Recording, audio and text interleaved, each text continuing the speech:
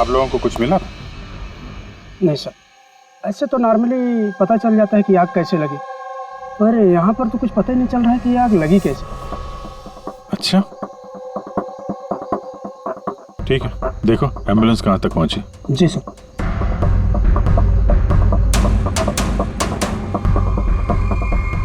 बहुत बुरी तरह से झुलस गया। कमाल है, कुछ पता ही नहीं चल रहा है कि आग कैसे लगी है।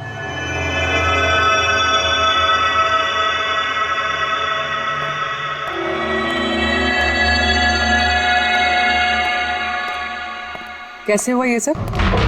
सब कुछ तो बिल्कुल ठीक था, पता नहीं ये आग कहाँ से लग गई। इतने सारे लोगों की बद्दुआएं तो लगेंगी ना। क्या कहा तुमने? पता चला था सर कि दिलीप साहब किसी कोर्ट के केस में फंसे हुए थे। काफी बड़ा चक्कर था, लेकिन अभी कुछ दिन पहले छूट भी गए थे। काफी लोग नाराज भी थे इस बात से। कहीं इसी चक्कर में किसी ने दिलीप को मार तो नहीं दिया? नहीं, कोर्ट ने बरी कर दिया था मेरे पति को, उन्होंने कुछ भी नहीं किया। क्या केस क्या था? 9 साल पहले जीजू के थिएटर में आग लग गई थी, जिसके कारण कुछ लोगों की मौत हो गई थी और सारा इल्जाम जीजू पर आ गया था। ऐसे कैसे हवा में आग लग सकती है? जरूर किसी की प्लानिंग है। किसी पे शक है आप लोगों को? कौन कर सकता है? कोई भी कर सकता है, अनीता भी कर सकती है। कौन कौन अनीता?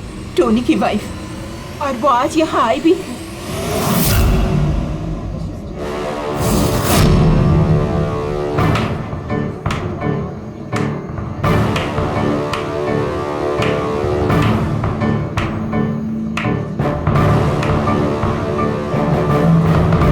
Anita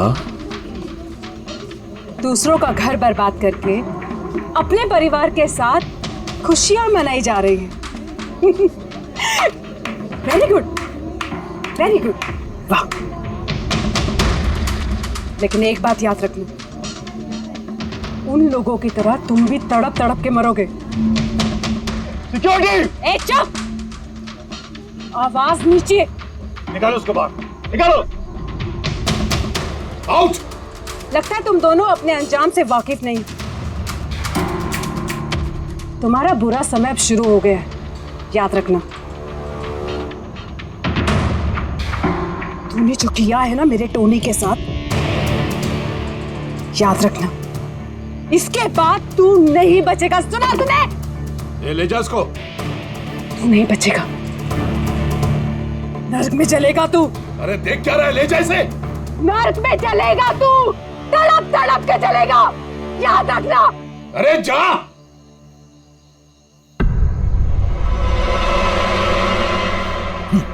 let's enjoy Rohan. अरे भूल जाओ।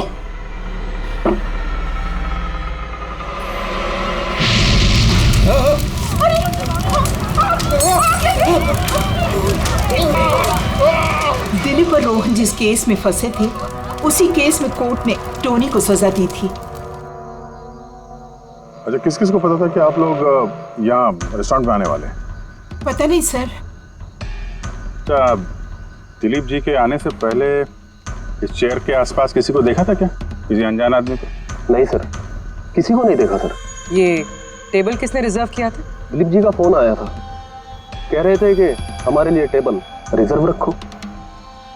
हमेशा यहीं बैठते थे, इसी टेबल इसी चेयर पर, रेगुलर कस्टमर थे हमारे। किसी को पहले से पता था कि दिलीप यहाँ इसी टेबल पे बैठेगा? सर, कुर्सी के पास तो ऐसी कोई चीज नहीं है जिससे आग लग सकती हो। कमाल की मिस्ट्री है यार। सीसीटीवी कैमरा,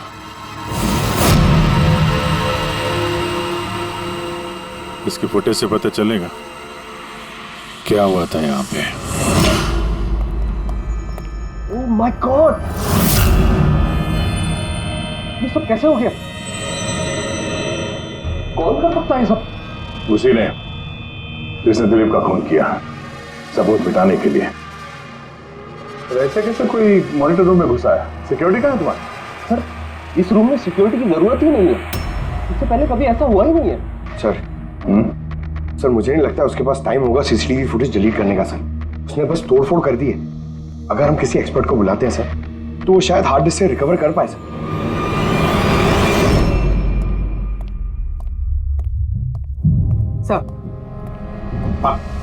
सर 9 साल पहले दिलीप और रोहन का एक थिएटर था जिसमें आग लग गई थी। एग्जिट और एंट्री डोर बंद होने की वजह से इस आग में 12 लोग जल के मर गए थे।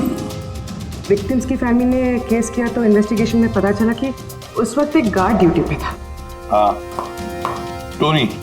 हाँ सर कोर्ट में साबित हो गया कि टोनी ने बहुत शराब पी रखी थी और शराब के नशे में वो इतना धुत था कि वो इमरजेंसी एग्जिट भी खोल नहीं पाया। हाँ, मगर इस टोनी की बीवी अनीता ये मानने को तैयार ही नहीं कि गलती टोनी की है। सर सिर्फ उसका ही नहीं, बहुत सारे न्यूज़पेपर आर्टिकल्स ने भी कोर्ट के इस फैसले के खिलाफ आवाज़ उठाई थी। जब ये हादसा हुआ था उस वक्त दिलीप और रोहन के खिलाफ सॉलिड एविडेंसेस थे, लेकिन फिर केस चलता रहा। 9 साल हो गए। कुछ विटनेसेस ने गवाही बदल दी और कुछ कंट्री से बाहर चले गए। सर, दिलीप और रोहन ने जरूर पैसे और पावर का इस्तेमाल किया होगा और यह बात टोनी को पता चल गई होगी। उसी ने भेजा होगा अनीता को दिलीप को मारने के लिए। पर फ्रेडी, जब अनीता वहां थी ही नहीं तो आग लगाई कैसे? नहीं, सिक्योरिटी वालों ने तो उसे बाहर निकाला था रेस्टोरेंट में से। ऐसी कौन सी चीज है जो अचानक आग लग सकती है? सर शायद डॉक्टर सालुंके हमारी मदद कर सके, या फिर अनीता।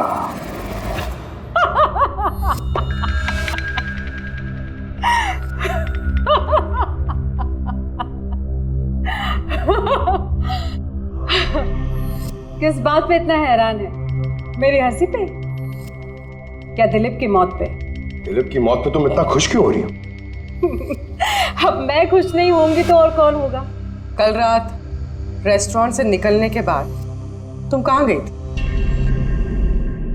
जेल, अपने पति से मिलने। वार्डन के पास सारे रिकॉर्ड हैं, आप चाहें तो चेक कर सकते हैं। वो तो हम करेंगे, और ये भी कि आखिर तुमने वो आग लगाई कैसे? कोई काला जादू किया तुमने? दिलीप को अचानक आग कैसे लग गई? काला जादू आता तो जरूर करती, पर मैं बहुत खुश हूं। ये दिलीप भी उसी तरह तड़प तड़प के मरा है जिस तरह 9 साल पहले वो बेकसूर लोग मरे थे, जिसकी सजा मेरा पति टोनी भुगत रहा है। तुम ये कैसे कह सकती हो कि टोनी की गलती नहीं थी? तुम तो वहां थी नहीं। मैं वहां नहीं थी, लेकिन टोनी यहाँ था। उस दिन उसकी तबीयत खराब थी। उसने अपने मालिकों से, रोहन और दिलीप से कहा, वो जल्दी घर आ गया आग लगने से पहले। गलती उन दोनों की थी। अरे पुराना दरवाजा ठीक ही नहीं करवाया, जिसके कारण वहां आग में वो लोग झुलस के रह गए। मेरे पति की गलती नहीं थी, उन दोनों की थी। तो बहुत गुस्सा आया होगा ना तुम्हें? दोनों को मारने का भी मन किया होगा? 12 लोग मरे हैं वहां। मुझसे कहीं ज्यादा गुस्सा उन लोगों के परिवार वालों को आया होगा, पर वो बहुत खुश होंगे अब दिलीप की मौत की खबर सुनके। बहुत खुश होंगे। वो लोग और भी खुश हो जाएंगे जब रोहन चल के मरेगा।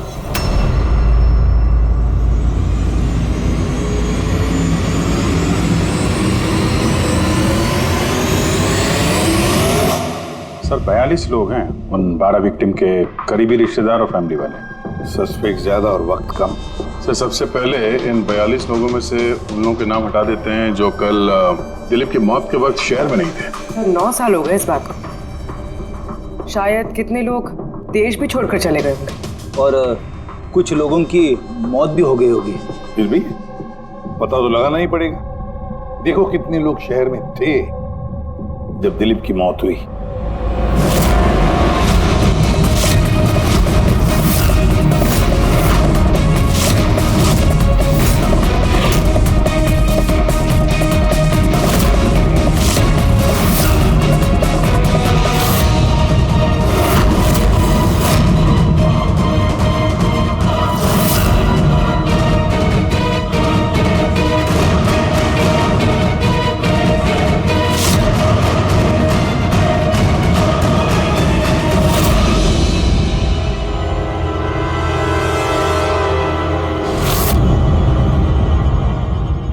पंकज, कितने बजे?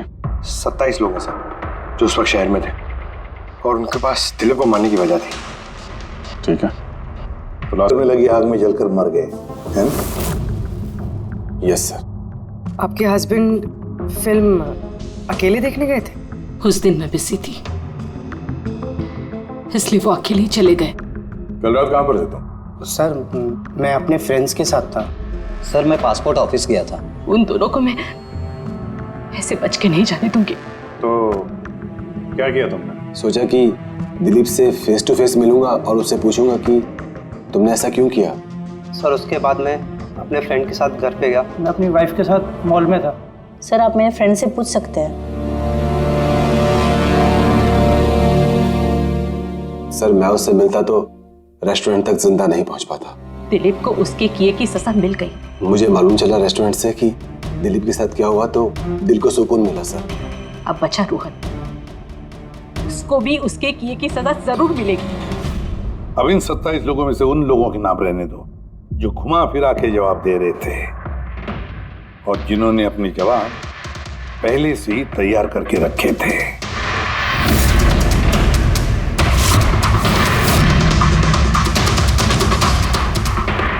सर अब 15 बजे। अब इन 15 लोगों को उस दिन के बारे में पूछते हैं जब 9 साल पहले थिएटर में आग लगी थी।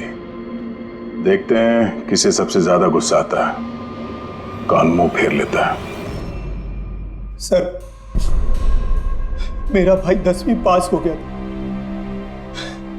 उसने कहा पार्टी देनी है, दोस्तों को पिक्चर दिखाना है, पैसे दो। सर मैंने वो पैसे उसे दे दिए।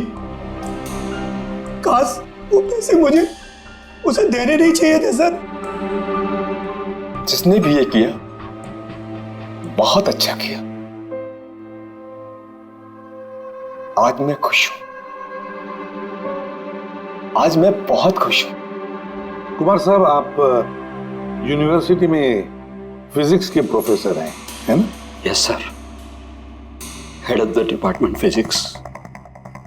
लेकिन मेरे खुद के बेटे को पढ़ाई में कोई इंटरेस्ट नहीं था। बहुत डांटता था मैं उसे, लेकिन अनिकेत के ऊपर कभी कोई फर्क नहीं पड़ा। एक नंबर का बदमाश बन गया था वो। उस दिन भी वो कॉलेज से बंक करके दोस्तों के साथ फिल्म देखने चला गया और सर और वापस घर पे कभी नहीं आया। हिमेश, राइट? कॉन्ट्रैक्टर हो ना तुम? हाँ सर। हिमेश, 9 साल पहले तुम अपनी पत्नी के साथ फिल्म देखने गए थे उस थिएटर में। नई शादी हुई थी मेरी, सलोनी के साथ फिल्म देखने के लिए गया था। उसको भूख लगी थी, मैं समोसे लेने के लिए बाहर गया। मैं वापस आया तो देखा वहां के दरवाजे लॉक हो गए थे। वहां अंदर से लोगों के चिल्लाने की आवाज आ रही थी और धुआं निकल रहा था वहां से। सलोनी, मैंने सब दरवाजे खोलने की बहुत कोशिश की। सलोनी, मैंने बहुत कोशिश की। मैं पागलों की तरह दरवाजा को ठोकता रहा, पीटता रहा। सलोनी, सलोनी, सलोनी, सलोनी, सलोनी चिल्लाता रहा। अरे कोई दरवाजा खोल दो यार। सलोनी, सलोनी। लेकिन मैं कुछ नहीं कर सका सर, मैं कुछ नहीं कर सका। अपनी सलोनी को मैं बचा नहीं सका। वहां पे एक गार्ड भी था ना, टोनी, उससे भी दरवाजा नहीं खुला क्या? नहीं था सर। वहां कोई और गार्ड, किसी और को देखा था तुमने? कोई नहीं था सर, कोई नहीं था। मैं 9 साल पहले जो बात कोर्ट में कहा वही आज कह रहा हूं। जब सिनेमा हॉल में आग लगी थी उस वक्त टोनी वहां पर नहीं था सर।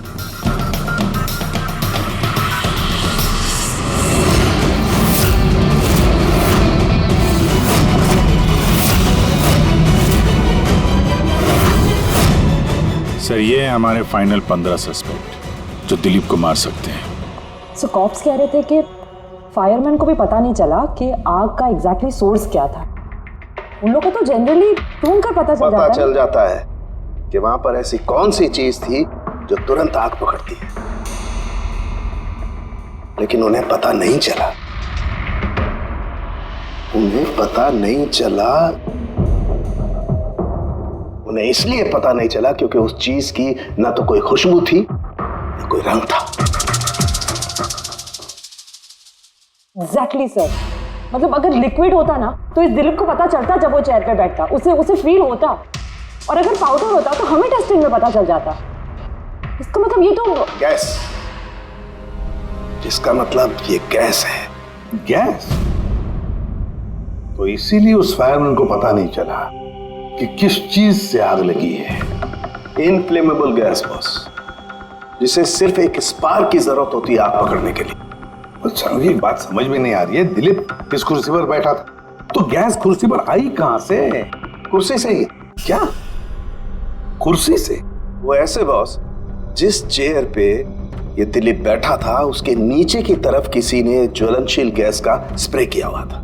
मरते वक्त दिलीप के कांटेक्ट में दो चीजें थी, एक तो ये चेयर जिस पे वो बैठा था और एक वाइन का ग्लास जो उसने हाथ में पकड़ा हुआ था। हमने ये दोनों चीजें चेक की तो इस चेयर के ऊपर से हमें इनफ्लेमेबल गैस के कुछ ट्रेसेस मिले। बॉस, हमारे आसपास वातावरण में स्वतः ज्वलनशील पदार्थ होते हैं जो कभी कभी स्पॉन्टेनियसली जल जाते हैं, जैसे कि मार्श गैस एक नेचुरल बायोगैस है और ज्वलनशील गैस इसका मेन कंपोनेंट है। मतलब इनफ्लेमेबल गैस कभी भी हवा में ऐसे ही जल जाती है? नहीं फ्रेडी, अपने आप नहीं। जब वातावरण में बहुत ज्यादा गर्मी पैदा हो जाती है और वो वातावरण की ऑक्सीजन के साथ मिल जाती है तो एक सुपर हाई टेम्परेचर का निर्माण होता है, जिसकी वजह से ये आग लगती है। लेकिन सालून के साहब, वहां तो ऐसे कोई हाई टेम्परेचर वाली चीज थी नहीं। एग्जैक्टली, ऐसा कोई डायरेक्ट सोर्स नहीं था जिससे गर्मी पैदा हो सके बॉस। इसीलिए मुझे लगता है खूनी ने कोई एक्स्ट्रा डिवाइस का इस्तेमाल किया है ये अचानक इतना ज्यादा टेम्परेचर बढ़ाने के लिए। और ये कुर्सी तो तैयार बैठी थी, इसे तो सिर्फ एक स्पार्क की जरूरत थी। पर सर ऐसे कोई हीट कैसे पैदा कर सकता है? हाँ, कर सकते हैं ना पूरी। जैसे उदाहरण के तौर पर मैग्नीफाइंग ग्लास पर सूरज की किरणों को खास तरीके से फोकस करके हम बचपन में कागज जलाया करते थे।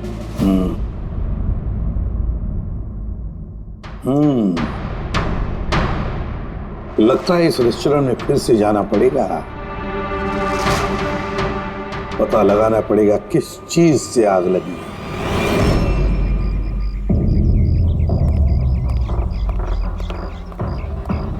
पूरा एरिया छान मार लिया सर, लेकिन ऐसी वो चीज ही नहीं मिली जिससे आग लग सकती है। और ये ओपन रेस्टोरेंट है। जब खूनी ने दिलीप के चेयर के नीचे वो इनफ्लेमेबल गैस स्प्रे किया तो किसी ने तो देखा होगा। वही तो, चेयर में अपने आप आग लग गई और दिलीप चल के मर गया। किसी ने कुछ देखा नहीं और ना ही कोई सबूत हमारे सामने आ रहा है। सर, उस डेटा एक्सपर्ट ने सीसीटीवी फुटेज रिकवर कर ली है, आप देख सकते हैं सर। गुड, तुम लोग यार देख लो, तब तक मैं देखता हूँ यहाँ पे कुछ मिलता है क्या। सर, दिलीप और उसकी फैमिली के आने के 15 मिनट के पहले की फुटेज है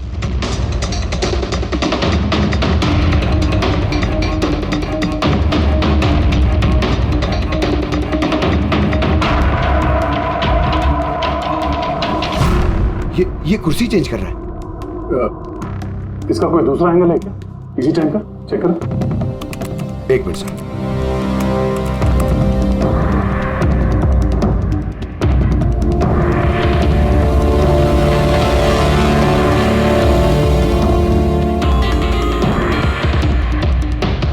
ये कुर्सी के साथ क्या कर रहा है? गैस स्प्रे कर रहा है क्या? हाँ, उसने अपने चेयर पे गैस स्प्रे किया और उसने अपनी कुर्सी को उस कुर्सी से बदल दी जिस पे दिलीप बैठने वाला था।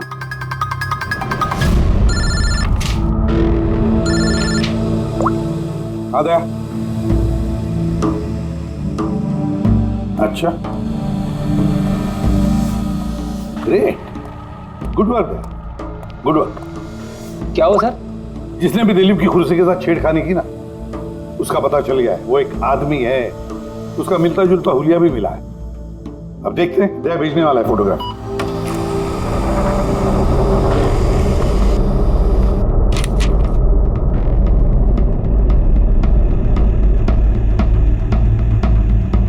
खूनी इन बचे लोगों में से ही कोई एक है, इन्हीं में से एक। और अब इसका अगला शिकार रोहन है।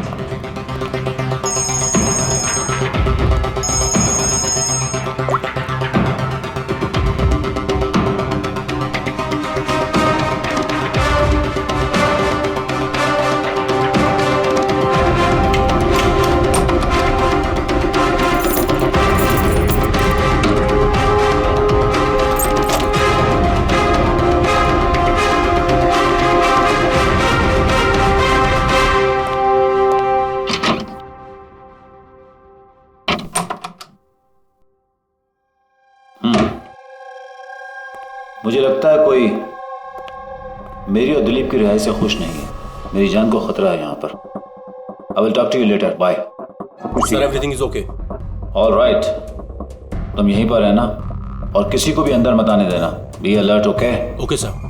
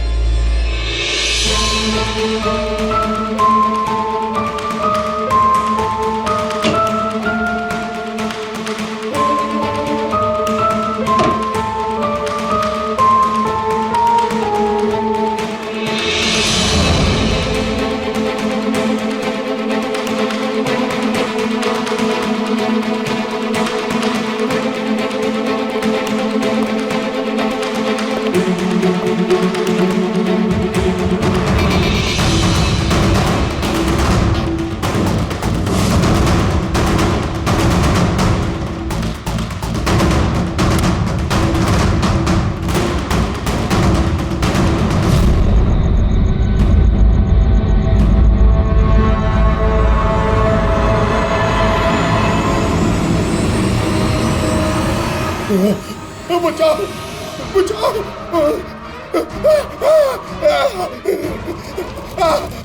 बचाओ। परे परे बचाओ बचाओ।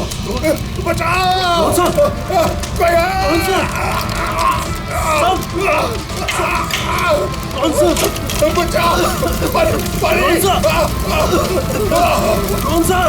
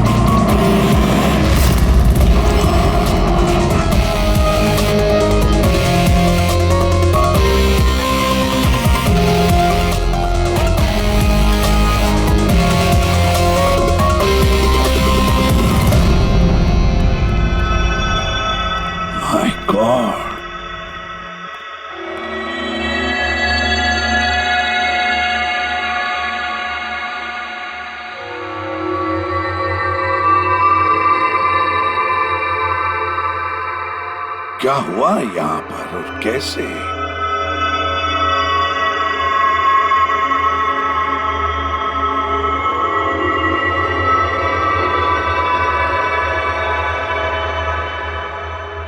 यहाँ पर भी और किसी किस्म की कोई स्मेल नहीं सिवाय इस जली हुई लाश की बदबू के। यानी ये मर्डर भी इन्फ्लेमेबल गैस से हुआ है? शायद। ये सब हुआ कैसे? हाँ? सर मैं रोहन सर का बॉडीगार्ड हूं सर। अच्छा, तो फिर ये आप लोग कहाँ थे जब ये सब हुआ? सर रोहन सर ने मुझे बाहर निगरानी के लिए कहा था, तो थोड़ी देर के बाद सर उनके चिल्लाने की आवाज आई तो मैं उनके कमरे की तरफ भागा, लेकिन सर दरवाजे के चारों तरफ से धुआं देखा तो मैं दूसरी चाबी से दरवाजा खोल के अंदर गया तो देखा कि सर रोहन सर जले पड़े थे। आप लोगों को भी कुछ पता नहीं है।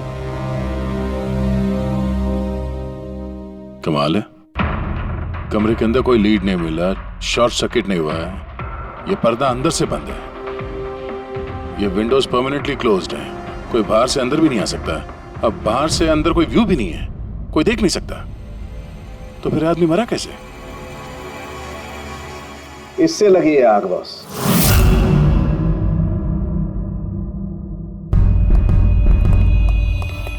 ये इस चीज से ये है क्या सर? फिलामेंट है। फिलामेंट? इलेक्ट्रिक बल्ब के अंदर का फिलामेंट। और जब इस फिलामेंट में इलेक्ट्रिक करंट पास होता है तो ये गर्म होकर के लाल हो जाता है। बॉस, खूनी ने भी इसी टेक्निक का इस्तेमाल किया है उस ज्वलनशील गैस को जलाने के लिए। पर वहां रेस्टोरेंट में जहां पर दिलीप की मौत हुई थी, वहां पर तो हमें ऐसा कोई फिलामेंट वगैरह नहीं मिला। बॉस, इतनी छोटी सी चीज है, वो खुली जगह है, उड़ गई होगी शायद कहीं, लेकिन यहाँ तो पूरा कमरा बंद है, इसीलिए पलंग के नीचे मिल गया मुझे। लेकिन सर, फिलामेंट से करंट पास होने के लिए वायर्स का कोई ना कोई कनेक्शन तो होना चाहिए ना बेड तक। होगा, यही कहीं होगा जरूर। तब पूरा बेड चेक कर लिया हमने, कमरा चेक कर लिया, ऐसा तो यहाँ पे कुछ भी नहीं मिला सर। दया, वो दरवाजा कैसा? मैनेजर। Yes sir. वो दरवाजा कहाँ खुलता है? सर दूसरा रूम है जो इस रूम से कनेक्टेड है सर। अब वैसे ये रूम सील्ड रहता है, इसे कोई खुलता नहीं सर। खोलो दरवाजा। Yes sir. आइए सर।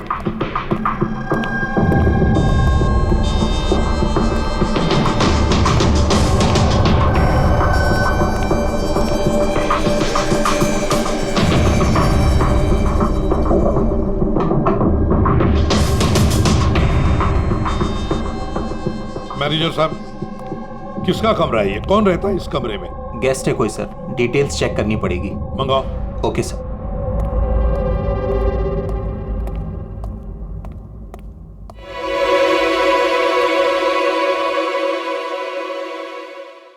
सर, वहां उस कमरे में जो कुछ भी हुआ है सर, वो इसी कमरे से किया गया। लेकिन अगर करंट इस रूम से पास किया गया है तो यहाँ से उस बेड तक कोई ना कोई वायर तो होनी चाहिए ना। और अगर वायर अगर होती तो बॉस रोहन को दिखाई भी देनी चाहिए। हाँ, शायद उसके बॉडीगार्ड ने भी देखा हो।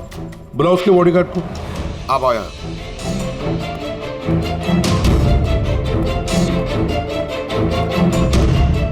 एक बात बताओ, जब तुम रोहन के कमरे में आए थे तब कोई वायर देखी या इस दरवाजे से उस कमरे में जाते हुए? कुछ भी नहीं सर, रोहन सर के रूम के अंदर जाने से पहले मैंने रूम को पूरी तरह से चेक किया था सर, लेकिन वायर जैसी कोई चीज उस रूम में नहीं दिखाई दी। ठीक है, जाओ तुम। जो कुछ भी हो दया, खूनी ने इसी दरवाजे का इस्तेमाल किया। इस दरवाजे से वो रोहन के इस कमरे में आया, उसने बेड पर इन्फ्लेमेबल गैस स्प्रे किया और किसी भी तरह से फिलामेंट को करंट दे दिया। बस फिलामेंट गर्म हो गई और इन्फ्लेमेबल गैस ने आग पकड़ ली, रोहन की मौत हो गई। बस एक बात पक्की है, ये जो कोई भी है उससे इलेक्ट्रिक और केमिकल्स की बहुत अच्छी जानकारी है। प्रोफेसर कुमार, फिजिक्स का प्रोफेसर कुमार, उससे बढ़कर और कौन जान सकता है इस सारे मामले में? दया, अच्छा, इस प्रोफेसर कुमार से मिल लो। अच्छा दया, मैं भी चलता हूं तुम्हारे साथ।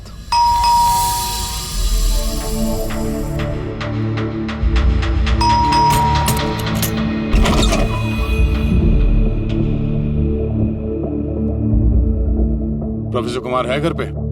हाँ है, लेकिन आप लोग? सीआईडी सब ठीक तो है ना साहब?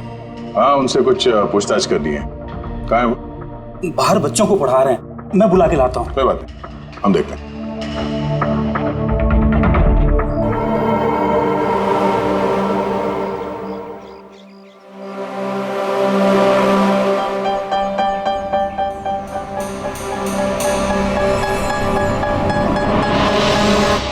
मिस्टर कुमार, हमें आपसे कुछ पूछताछ करनी है। पूछिए, क्या पूछना है? इसे पहचानते हैं आप? ये तो फिलामेंट है। गुड, सही पहचाना आपने। आपको पता ही है फिलामेंट हमें कहाँ से मिला? ये तो आप ही को पता होगा कहाँ से मिला आपको। रोहन के बेड के नीचे से। कल रात उसी बेड पे रोहन जल के मर गया। व्हाट? रोहन की भी डेथ हो गई? कल रात आप कहाँ पर थे? रात 9 से लेकर सुबह 3 बजे तक। आप मुझ पर शक कर रहे हैं? ये हमारे सवाल का जवाब नहीं हुआ मिस्टर कुमार। कल मैं पूरा दिन और पूरी रात घर पे ही था। कोई गवाह? जी हाँ, मेरा नौकर रामू और विकास। Please come here.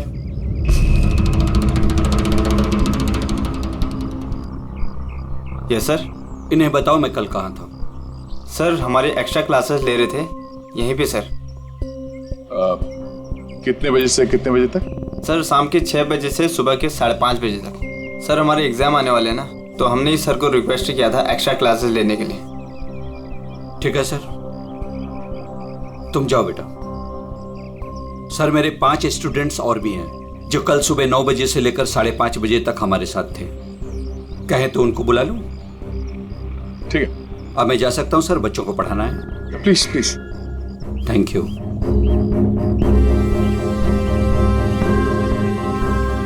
हाँ, तो बच्चों में ये कह रहा था कि बिना सोल्डरिंग वायर के भी हम मदरबोर्ड फिक्स कर सकते हैं with the help of adhesive conductor.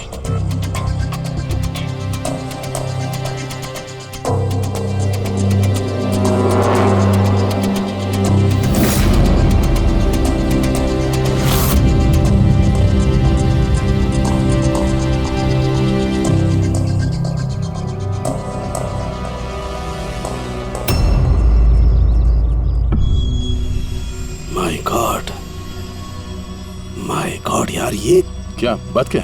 अरे यार, ये गलती मुझसे कैसे हो गई? क्या? गॉड, बूढ़ा हो गया हूं मैं, बूढ़ा हो गया हूं मैं। एक काम करो, 1 घंटे बाद फॉरेंसिक लैब में मिलो, कुछ बताऊंगा। 1 घंटे बाद। अरे वो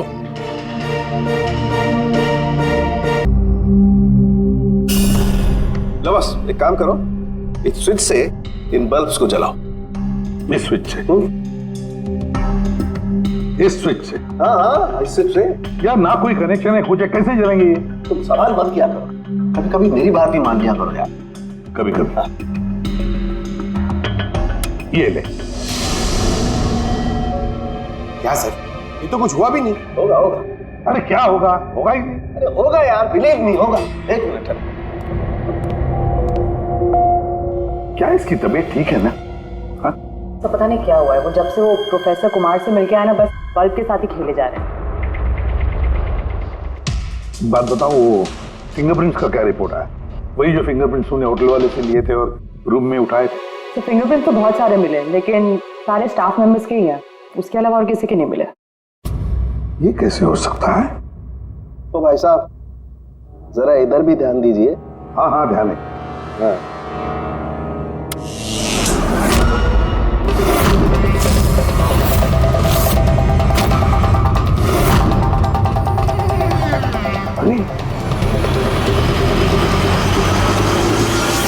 सर ये बल्ब जलने कैसे लगे? क्या बात है सालूकी साहब, बिना वायर के सारे बल्ब जला दिए। लेकिन सालूकी साहब, ये सब आपने किया कैसे?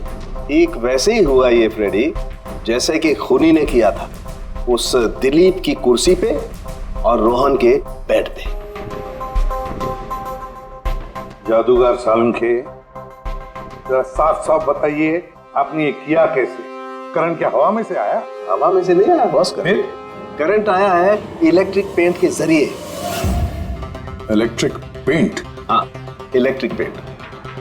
दरअसल बिजली के जो तार होते हैं वो मेटल के होते हैं, और metal is a good conductor of electricity, इसीलिए करंट उनमें से पास होकर के जाता है। ठीक इसी तरीके से कुछ पेंट भी होते हैं जिन्हें हम इलेक्ट्रिक पेंट कहते हैं, और ये भी गुड कंडक्टर ऑफ इलेक्ट्रिसिटी होते हैं। इनमें से भी इलेक्ट्रिसिटी पास हो सकती है, और कमाल की बात यह है कि ये किसी भी कलर में मिल सकते हैं, जो आसानी से किसी भी बैकग्राउंड में मर्ज भी हो सकते हैं। ओह, इसीलिए मैं होटल रूम में और रेस्टोरेंट में कुछ दिखा नहीं सर। Exactly that. खूनी ने दरअसल होटल के कमरे का और रेस्टोरेंट के फ्लोर का दोनों का कलर इस कलर के साथ मैच किया, इसीलिए हमें दिखाई नहीं दिया। तो ये इलेक्ट्रिक करंट, आई मीन ये जो इलेक्ट्रिक पेंट है, ये आसानी से मिल जाता है? हाँ, मिल सकते हैं। दरअसल इलेक्ट्रिक सोल्डरिंग और रिपेयरिंग के काम में आते हैं, और इनकी सबसे बड़ी खासियत ये है कि ये आमतौर पर नंगी आंखों से दिखाई नहीं देते, सिर्फ इंफ्रारेड लाइट में ही ये दिखाई देते हैं। मैं दिखाता हूँ।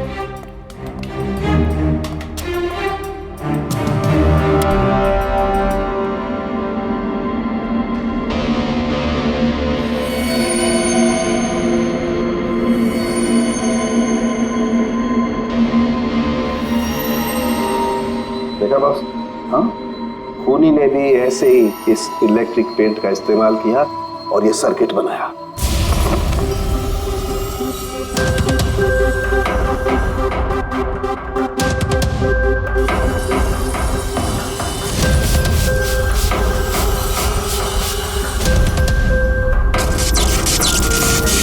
एक बात तो पक्की है, ये जो भी कोई है उसे इन सारी चीजों की पक्की जानकारी है।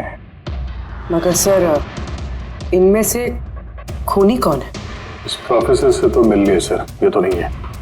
ये बंसी। बंसी तो एक क्लर्क है, और मुझे नहीं लगता कि एक क्लर्क को साइंस की इतनी जानकारी होगी। सर, इनमें से सबसे ज्यादा पढ़े लिखे तो ये प्रोफेसर ही लग रहे हैं। कोई ऐसा जो प्रोफेसर जितना इंटेलिजेंट तो नहीं है, लेकिन इसे इन सब चीजों की जानकारी है।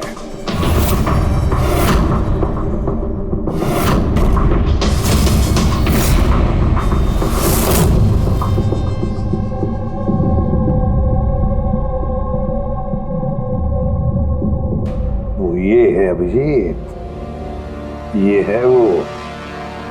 याद है क्या कहा था इसने, कि क्या काम करता?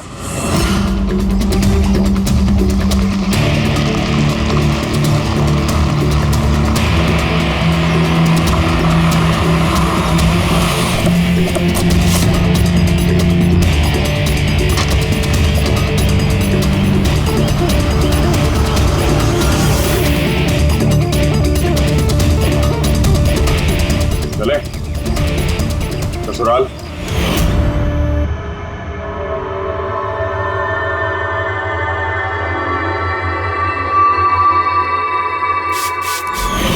दिलीप और रोहन पर केस हुआ था, लेकिन मुझे मालूम था अपने पैसे और पावर के दम पर वो छूट जाएंगे।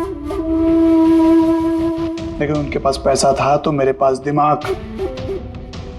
कई महीनों तक उनका पीछा किया, वो कहां जाते हैं, क्या करते हैं, किससे मिलते हैं, सब कुछ।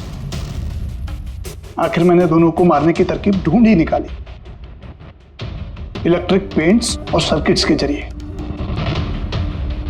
ये दोनों के बारे में मुझे अच्छी खासी जानकारी थी। बस दे दी दोनों को सजा, दोनों को मार दिया जिंदा जलाकर, जैसे उन्होंने मेरी सलोनी को मारा था। उमेश, तुम्हारी पत्नी के साथ जो कुछ भी हुआ उसका हम सबको अफसोस है, लेकिन दिलीप और रोहन को मारकर तुम्हें क्या मिला? क्या तुम्हारी पत्नी वापस आ गई? बदले की आग में तुमने दो लोगों की जानें ली। कानून तुम्हें कभी माफ नहीं करेगा, तुम्हें कड़ी से कड़ी सजा होगी।